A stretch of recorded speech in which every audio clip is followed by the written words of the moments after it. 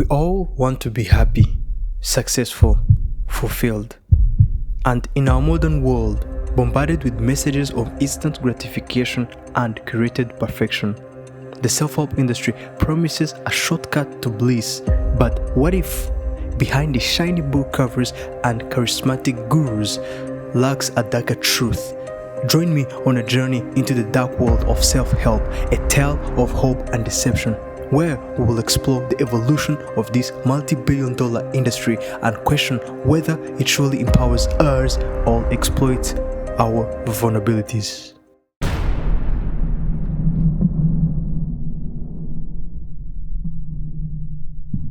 There is a moment when a question blooms in your heart.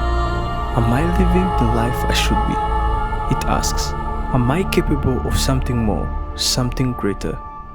You know the feeling, the itch for change, the whisper of potential trapped beneath the mundane routine. We all face it, this crossroad of self-discovery. Who do we want to be? What legacy do we want to leave? Is there a hidden masterpiece within us just awaiting to be sculpted? The pursuit of that best version, that ideal self, becomes a driving force. We pick up self-help books, attend motivation seminars, chase the latest trending life hack. But amidst the endless tips and tricks, the quick fixes, and the silver bullet promises, a doubt lingers. Where does this yearning even come from? Is it just a modern malady, a byproduct of our fast-paced, hyper-connected world? This is where our journey takes a fascinating turn. We rewind the clock, delve into the history of this self-help phenomena, because the truth is, the seed of our modern quest for personal transformation was sown long ago in a very different world. It's the 18th century. Imagine for a moment a time before skyscrapers and endless screens, a world where thickened hands met fertile soil, a world where families, communities relied on each other to survive, where they had to produce whatever they needed and wanted. A world that is not driven by materialistic gains, a world that is not consumer driven, but is driven with a vision, a purpose, and a future. This was the canvas on which the American dream first took brushstrokes, painted with grit, hard work, and self-reliance.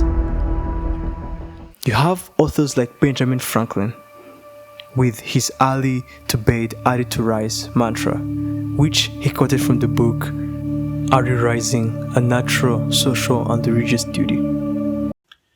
Here in my garage, just bought this new Lamborghini here. It's fun to drive up here in the Hollywood Hills. Success wasn't a trophy, a social media post, an Instagram post, a TikTok post, or a hashtag. It was the sweat of honest labor, the satisfaction that came from building something real. Communities thrived and were brought together by religion and one God. Families found strength in sharing everything they had and sharing toil and laughter under starry skies. Then came the Industrial Revolution. Factories were being built, industries were being built, cities were being built, and people started migrating and moving into these cities in search and hope of a better life better than what they had. People started losing their community ties they had with their family, since they moved into these big cities where they had no one, where they had no family, and this led to them being alienated to who they are and to who they were, leading to a sense of being lost and being cut from their own identity. Loneliness crept in, a corrosive mist in the soul. The dream, once strongly built and grounded, started to wobble, morphing into something new. This fertile ground of dislocation, yearning, and isolation became the unlikely cradle of a different kind of dream. A dream built not with brick and mortar, but with the power of the mind. From the shadows emerged the self-help peddlers, hawkers of a new alchemy. They promised not riches but resilience, a ladder to climb not with hardened hands but with the sheer force of positive thinking. Samuel Smiles, with his self-help Bible, became their prophet, a guide for navigating the twisted alleys of the new world.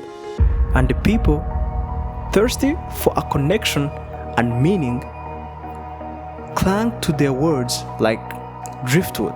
They devoured books thicker than their own wallets, attended rallies pulsing with the promises of a brighter future.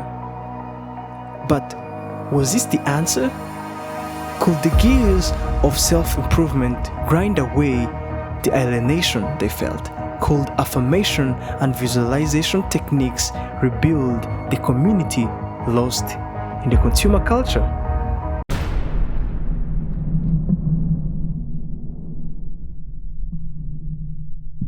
The aftermath of World War II ushered in an era of unprecedented prosperity and optimism. The American dream, once a beacon of hope and opportunity, seemed within reach for every individual. The world was awash in new ideas, new technologies, and a renewed sense of belief. Amidst this backdrop of material abundance, a new breed of self-help gurus emerged, promising to unlock the secrets to success and happiness. These self-proclaimed experts, with their charismatic personalities and persuasive rhetoric, tapped into the collective desire for personal transformation and material wealth. Napoleon Hill, the author of the iconic book Think and Grow Rich, preached the gospel of get-rich-quick schemes and ruthless ambition. He advocated for a mastermind strategy, suggesting that individuals could achieve extraordinary success just by aligning themselves with like-minded individuals, regardless of their moral compass or ethical considerations. Robert Ringer, another prominent self-help guru, took a more aggressive approach, advocating for no-holds-barred tactics to achieve success. He encouraged his followers to manipulate others, exploit opportunities, and prioritize personal gain, regardless of the impact on others. Tony Robbins, a charismatic motivational speaker and a life coach, gained widespread notoriety in the 1980s and 1990s. His energy, infomercials, and motivational seminars attracted millions of followers who were drawn to his blend of psychology, self-help, and pop culture references. The 1990s also witnessed the rise of Rhonda Byrne, an Australian self-help author who achieved international fame with her book, The Secret. Byrne's teaching centered on the law of attraction, a belief that positive thoughts and affirmation can manifest desires into reality. Alongside all this, the rise of self-help gurus emerged.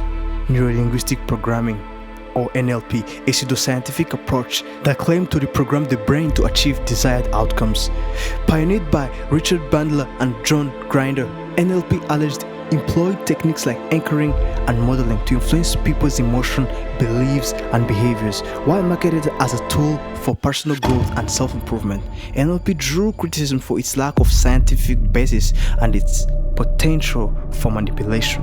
Critics, including psychologists and neuroscientists, raised concerns about the absence of empirical evidence to support NLP's claim. They argued that the techniques used in NLP were not grounded in a sound scientific principles and could even be harmful for those individuals who are vulnerable to manipulation and exploitation.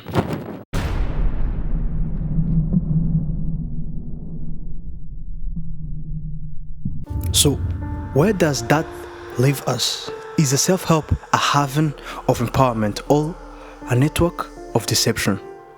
The answer, as always, lies in the balance. There is wisdom to be gained from self-help, tools for self-reflection and personal growth, but we must be wary of quick fixes and empty promises. True happiness doesn't lie in shortcuts or manipulation. It comes from hard work, compassion, and the courage to face our struggles head-on. Let's be critical consumers of self-help, choosing wisdom over hype, and remember, the most transformative journey is often the one we take within ourselves. Hello and thanks for watching up until this far in the video. Let me know down in the comments below your experiences with the self-help industry and your experiences on your journey to become the best version of yourself.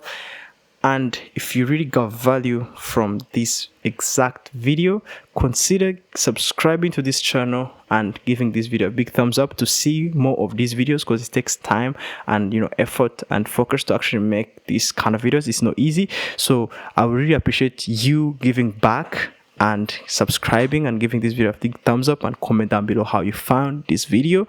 And with all that being said, I'll catch you in the next one. Ciao.